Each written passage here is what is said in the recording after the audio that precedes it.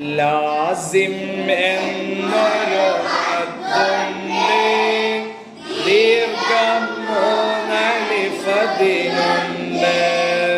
മദ്ദിൻ ലീനിൻ ഹർഫിൻ പിറകെ സുക്കൂന് സ്ഥിരമായി വന്നാലുണ്ട്. ഹസ്ബി റബ്ബി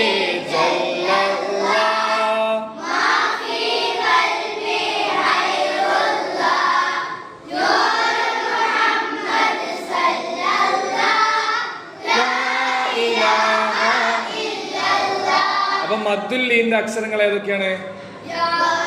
വാവും യാവും അല്ലേ? മദ്ദുല്ലീന്റെ അക്ഷരങ്ങൾ ഏതൊക്കെ? വാവ് യാ. മാഷാ അല്ലാഹ്. മദ്ദുല്ലീൻ ഒരു ഉദാഹരണം പറഞ്ഞേ.